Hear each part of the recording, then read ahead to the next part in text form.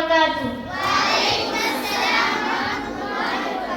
میں فاطمہ مسیرہ بنت مفتی عبدالماجد صاحب مدرسہ روضۃ المومنات لامجنا کی طالبہ آج 15 اگست کے موقع پر آپ سب کے سامنے ایک تقریر پیش کرنا چاہتی ہوں۔ الحمدللہ رب العالمین والصلاة والسلام علی سید الانبیاء والمرسلین وعلی آلہ واصحابہ اجمعین، اما بعد۔ محترم صدر جلسہ، باوقار معلمات، مدرسہ روضۃ المومنات، عزیز طالبات اور حاضرین مجلس، آج کا دن ہمارے ملک ہندوستان کی تاریخ میں ایک یادگار دن ہے۔ 15 اگست 1947 کو ہمارے وطن کو انگریزوں کی غلامی سے آزادی ملی۔ اس آزادی کے لیے لاکھوں لوگوں نے قربانیاں دیں، اپنا مال، وقت، محنت اور حتیٰ کہ اپنی جان تک قربان کر دی۔ ہم مسلمانوں کا اس آزادی میں حصہ کسی سے پوشیدہ نہیں۔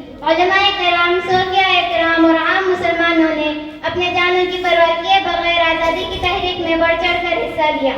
1857 کی جنگ آزادی ہو یا تحریک خلافت، ہر جگہ مسلمان اپنے ایمان اور عزت کے ساتھ کھڑے نظر آئے۔ ہمارے اسلاف کی قربانیوں کا مقصد صرف سیاسی آزادی نہیں تھا، بلکہ ایک ایسا معاشرہ قائم کرنا تھا جہاں عدل، مساوات، بھائی چارہ اور دینی اقدار محفوظ رہے۔ اس لیے ہمیں آج بھی اس امانت کی حفاظت کرنی ہے۔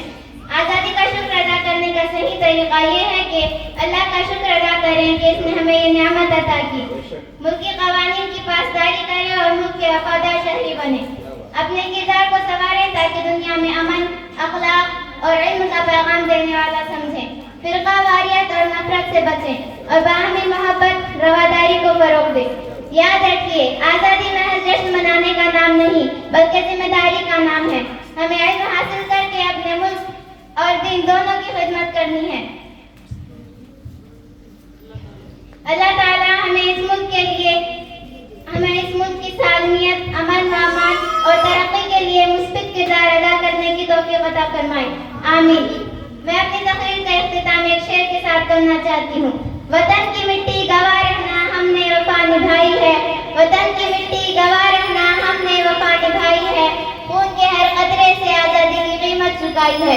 وآخر دعوانا الحمدللہ رب العالمین۔